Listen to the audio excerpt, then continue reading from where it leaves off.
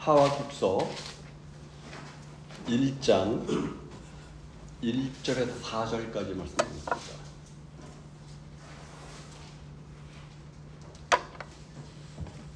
하박국서 1장 1절에서 4절까지입니다. 우리 찾으셨으면 같이 읽겠습니다. 시작. 선지자 하박국이 묵시로 받은 경고라. 여호와여, 내가 부르짖어도 주께서 듣지 아니하시니 어느 때까지니까? 내가 강포로 말미암아 외쳐도 주께서 구원하지 아니하시나이다.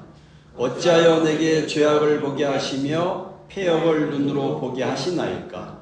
겁탈과 강포가 내 앞에 있고 변론과 분쟁이 일어났나이다.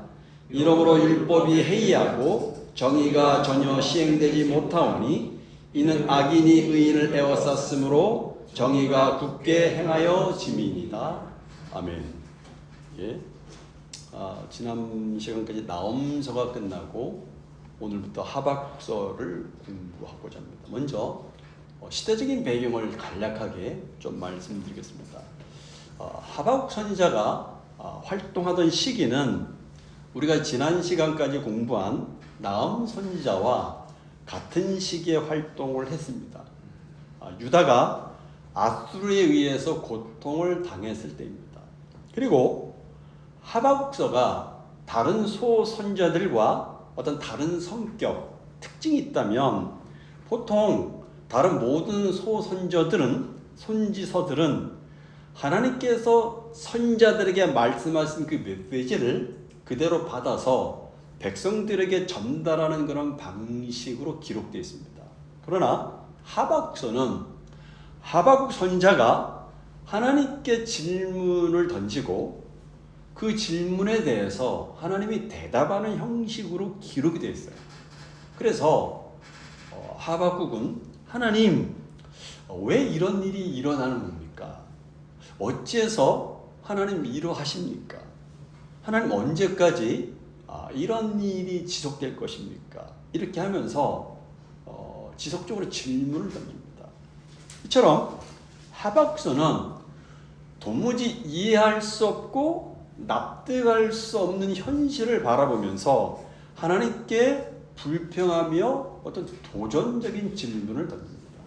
그래서 하박국서 1장, 2장은 하박국 선지자의 이런 질문에 대해서 하나님께서 답변하시는 내용이고, 마지막 3장은 현실을 바라보면서 불평하던 이 하박국 선지자가 이제 하나님의 뜻을 이해하고 하나님을 찬양하는 그런 내용이 기록되었습니다. 사실 하박국 선지자가 하나님께 질문한 내용은 자신이 생각할 때 도무지 이해가 가지 않고 모순된 것이라고 생각을 했기 때문에 그렇습니다. 그리고 이것은 때때로 저와 여러분들도 삶에서 던지는 질문입니다. 여러분, 오늘 우리가 살아가는 이 세상을 보십시오. 많은 모순된 일들이 일어나지 않습니까? 우리 삶에도 그렇고 우리 신앙 안에서도 모순적인 상황을 경험하며 살고 있지 않습니까? 그래서 그때마다 하나님이 살아계시다면 어떻게 이런 일이 일어날 수 있습니까? 하나님이 살아계시는데 왜 이런 일이 일어납니까? 이런 질문을 우리도 때때로 던지며 살아가고 있지 않습니까? 그리고 우리 삶 주변에서 일어나는 그런 모순적인 일들을 보면서 하나님께 간절히 기도해도 아무런 응답이 없을 때에 우리는 그 모순적인 상황에 대해서 굉장히 답답해합니다. 그런데 이러한 모순을 뼈저리게 느낀 선지자 하박국이 하나님께 질문을 한 것을 하나님께서 본질적으로 답을 주신 책이 바로 하박국서입니다. 하박국 선지자는 자신이 선지자임에도 불구하고 이 모순된 현실 앞에서 얼마나 몸부림을 쳤는지 몰라요. 우리 역시 모순된 현실, 이해할 수 없는 현실의 상황을 때때로 접하면서 우리의 믿음에 대해서 회의를 느낄 때가 있지 않습니까? 그렇다면 우리가 하박국서를 공부하는 가운데 그런 모순과 회의들에 대해서 뭔가 이렇게 좀 응답받는 해결이 되는 그런 시간이 되기를 바랍니다. 다시 1절 2절 보겠습니다. 같이 읽어보죠. 시작. 선자 하박국이 묵시로 받은 경고라.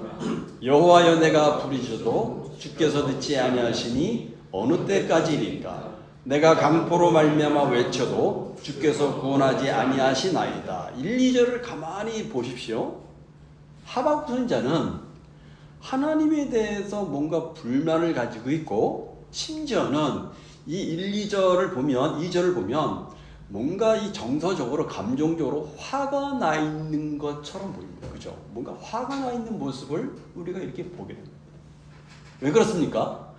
자신이 알고 있는 하나님과 현실에서 일어나는 이 모순적인 상황을 이해할 수 없었기 때문에 그렇습니다.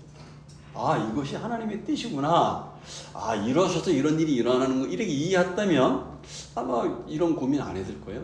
도무지 이해할 수 없는 거예요. 내가 알고 있는 하나님과 지금 일어나고 있는 현실적인 상황의 모순에 대해서 선지자는 이해할 수가 없었던 거죠.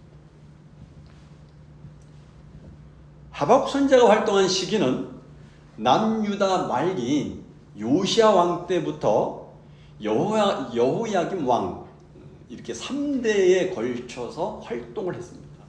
당시 북이스라엘은 이미 아수르에 의해서 멸망을 당했고, 남유다도 아수르에 의해서 고통, 괴롭힘을 당하고 있었고, 특별히 남유다가 국내적으로 영적인 타락과 도덕적인 부패가 극에 달아서 멸망을 향해 가고 있었던 그런 때였습니다. 그런 현실이 하박국 선지자에게는 이해가 되지 않았어요. 왜요? 일단 선지자가 알고 믿고 있는 하나님은 불의를 미워하시는 하나님이십니다. 공의로우신 하나님이십니다. 그리고 남유다는 하나님의 백성으로서 하나님의 복을 누리는 것이 당연하고, 반면에 이방인은 하나님을 믿지 않는 사람으로서 심판을 당하는 것이 당연했습니다. 그런데 현실은 정반대예요. 하나님의 백성이 이방인 아수르에 의해서 괴롭힘을 당합니다. 그런 현실을 바라보면서 하박국 선지자는 이해할 수가 없었습니다. 외적인 부분입니다. 그러나 더 근본적인 것은 내적인 부분입니다.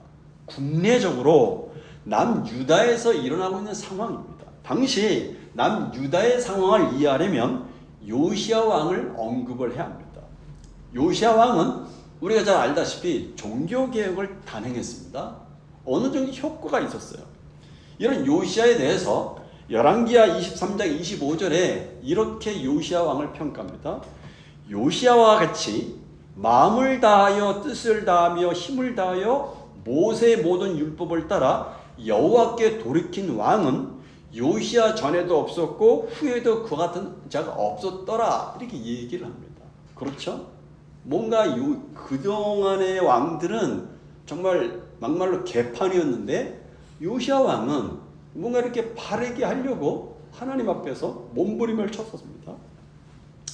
그래서 요시야 왕이 종교개혁을 당했어요. 그러나 그 당시에 각종 혜택을 누렸던 기득권층의 반발도 굉장히 강했습니다. 그렇기 때문에 종교개혁이 결국 쉽지 않았어요. 그러던 중에 사실은 그 당시 반아수르 정책을 펼쳤던 요시야 왕은 그 당시 아수르와 동맹을 맺고 아수르를 도와주러 가던 애굽 왕 바로 느고 2세와 군대와 싸우다가 무기토에서 전사를 하고 있습니다. 우리 개역개정 성경에는 애굽 왕이 아수르와 전쟁을 하기 위해서 원정길을 나선 것처럼 이야기를 하고 있어요. 열왕기하 23장 29절에 보면. 근데 원어나 표준 성경이나 영어 성경을 보면 대표적으로 표준 성경이 이렇게 번역합니다. 영어 번역 보면 그가 다스리고 있던 때에 이집트의 바로 느고 왕이 아시리아 왕을 도우려고 유브라데스 강 쪽으로 올라갔더라라고 이렇게 기록하고 있습니다. 그러니까 그 당시 아수르와 신바벨론과의 갈그미스 전투에서 애굽은 아수르를 돕기 위해서 원정길을 떠났던 거예요.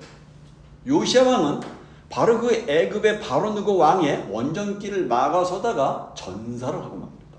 그렇게 요시야 왕이 죽자 종교개혁이 다시 무너지고 더 이상 진행이 될 수 없었어요. 요시야 왕의 뒤를 이은 그 아들이 여호아스 왕인데 악한 사람이었습니다. 열왕기하 23장 32절에 보니까 여호아스가 그의 조상들의 모든 행위대로 여호와 보시기에 악을 행하였다라고 말합니다. 그런데 이 여호아스는 3달밖에 왕이 있지 못하고 결국은 그 뒤를 이어서 우리가 잘 아는 여호야김 왕이 옵니다.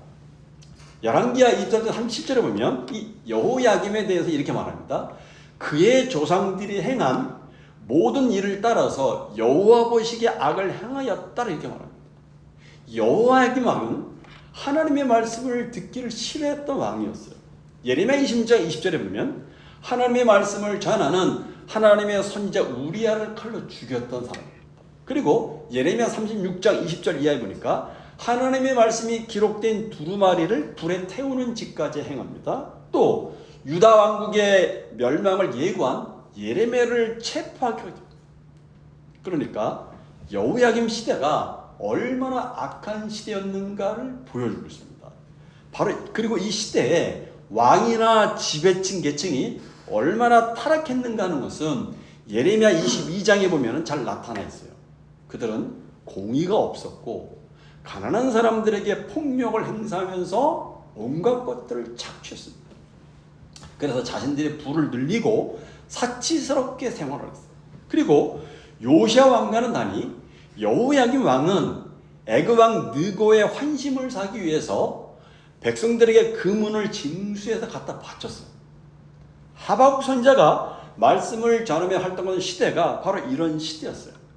하박국은 악을 행하는 이런 무리들이 거침없이 잘 살고 잘 나가는 것을 보고서 하나님의 공의가 어디 있는가 생각을 한 것입니다.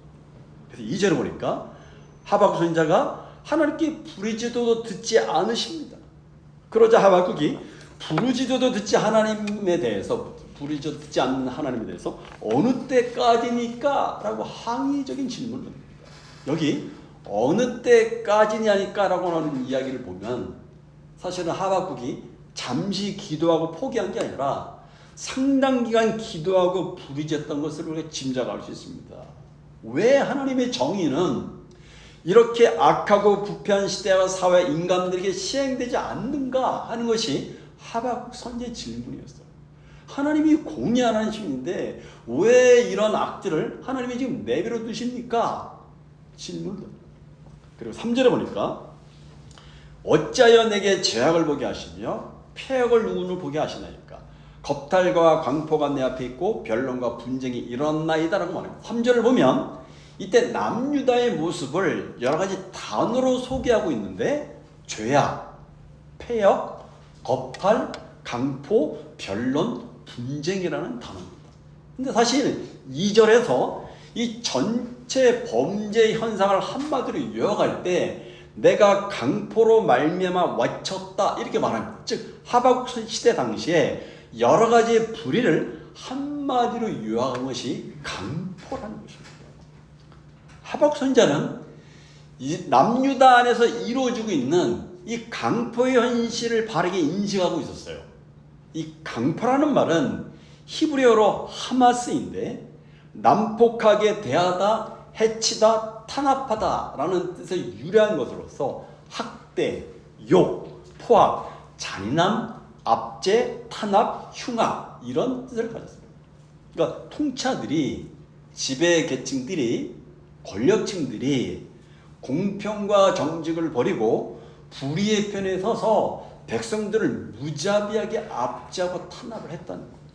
그러니까 당시 유다왕 여호야김의 폭정과 그의 신하들의 폭정이 얼마나 극에 달았는가를 이야기해 주고 있습니다. 하박국은 백성들이 당하는 고통을 괴로우면서 백성들이 고통을 당하면서 괴로우면서 끊임없이 하나님께 외치고 구원해 달라고 간구했지만 주께서 구원하지도 응답하지 아니하심으로 답답했던 것입니다. 하나님을 섬기는 백성들이, 특별히 남유다 백성들이 이런 길을 간다는 것은 용납을 할 수 없는 현실임을 하박국은 너무나 잘 알고 있었어요. 불의가 그 사회의 성격이고 강한 자가 약한 자를 억압하는 그런 현실이었어요. 이런 것이 계속적으로 행해지고 있었던 것입니다. 이 악한 현실을 보고 하나님께 호소를 한 거예요. 마지막 4절 보십시오. 같이 읽겠습니다. 시작. 이러므로 율법이 해이하고 정의가 전혀 시행되지 못하오니 이는 악인이 의인을 에워쌌으므로 정의가 굳게 행하여짐이다. 여기 율법이 해이하고라는 말씀은 절대적인 규범이라고 할 수 있는 하나님의 말씀의 권위가 무시된 상태를 가리킵니다. 그래서 말씀의 권위가 무시되고 정의가 전혀 시행되지 못하는 사회가 되었다는 것을, 그것은 뭘 의미하냐면 그들이 언약 백성이라고 하는 정체성과 권리를 상실한 채 살아가고 있다는 것을 보여줍니다. 그리고 여기 악인이 에워쌌다 이런 말은 악인이 득세해서 의인을 핍박함으로 의인이 그 선한 영향력을 끼칠 수 없는 상태가 되었다, 그런 얘기입니다. 그래서 악인이 자신들의 뜻대로 굽어진 정리를 내세워서 불의한 사회를 만들었다는 것을 말합니다. 근데 여러분, 말씀을 다시 잘 보면 앞에 2절과 3절과 4절 말씀을 자세히 보십시오. 하박국 선지자는 하나님께, 하나님, 강포가 가득한데 하나님께서는 아무것도 행치 않고 계셔서 이렇게 율법이 사라지고 공의가 실종된 것 아닙니까? 이렇게 질문을 던지고 있습니다. 하박국은 2절에서 하나님이 아무것도 하지 않으셨기 때문에, 이런 강포한 사회에 대해서 아무것도 하지 않으셨기 때문에 4절의 결과가 나왔다라고 하박국은 이야기합니다. 그렇다면 여러분, 질문을 던져보십시오. 과연 4절이 2절, 3절의 결과입니까? 율법에 해이하고 공의가 시행되지 못한 것은 여호와께서 강포를 보고도 가만히 보고 계셨기 때문인 것입니까? 이스라엘 공동체 안에 공의가 없어진 것이 강포를 하나님께서 가만두신 결과입니까? 아닙니다, 여러분. 이스라엘 교회 공동체 안에 공의가 없어진 이유는 하나님께서 강포를 가만히 두셨기 때문이 아니라 이스라엘 교회 공동체 안에 율법이 해이해지고 그 결과 공의가 없어졌기 때문에 하나님께서 강포를 가만히 내버려 두신 것이라고 이해를 해야 된다는 거죠. 그러니까 2절, 3절 때문에 4절의 결과가 나온 것이 아니라 4절의 결과 때문에 2, 3절의 결과가 나타났다는 거죠. 하박국의 질문은 강포가 있는데 하나님께서 그것을 두시니까 율법이 해이해지고 공의가 시행되지 못한 것이 아닙니까? 라고 질문을 던집니다. 그러나 하나님의 답변은 하나님의 말씀이 왜곡되고 공의가 바르게 세우지 않았기 때문에 강포가 행해지는 것이고, 악인들이 의의를 에워쌌기 때문에 하나님이 율법으로 세워져난 나라에 오히려 악이 세워지고 힘을 발휘하고 있다라고 말씀하십니다. 여러분, 이 말씀은요, 오늘 우리 교회와 사회와의 관계를 어떻게 봐야 되는가 하는 인사이트를 우리에게 던져줍니다. 그것은 교회가 하나님의 말씀의 권위가 무시되고 하나님의 말씀이 왜곡되게 선포될 때에 공의가 바르게 세워지지 않고 그 사회는 결국은 강포가 득세하는 것으로 변한다는 것입니다. 결국은 교회가 바로 서지 못하면 그 사회는 타락하고 부패하고 만다는 것입니다. 그렇기 때문에 교회가 얼마나 사이즈가 크냐, 얼마나 숫자가 많으냐가 중요한 것이 아니라 교회가 하나님의 말씀의 권위에 얼마나 순종하는가, 교회가 진리의 말씀의 터 위에 얼마나 바르게 세워지고 있는가, 그 결과 하나님의 공의를 행하고 있는가가 중요하다는 거죠. 결국은 가정과 사회와 나라의 역사의 흥망성쇠는 복음을 소유한 교회에 의해서 좌우된다는 사실을 우리는 또 깨닫게 됩니다. 이것은 저와 여러분에게 주시는 말씀이고 저희 교회에 주시는 말씀입니다. 하박국서를 공부하면서 우리는 우리의 사회 현실을 바라보고 그리고 우리 자신과 교회에게 주시는 말씀을 받고 우리가 자각하고 각성하는 그런 시간이 되어서 우리 자신 한 사람이라도 내가 서 있는 자리에서 언약 백성으로 서 있어야 되는 것, 그리고 이 사회를 바라보면서 하박국 선지처럼 그런 좀 애통하는 마음, 어떤 공의로운 마음을 가지고 이 사회를 위해서 기도하는, 우리가 하박국서를 공부하는 그런 진행 동안에 그런 시간이 되었으면 좋겠다, 그런 마음을 가지고 앞으로 하박국서를 함께 공부해보자 합니다. 기도하겠습니다.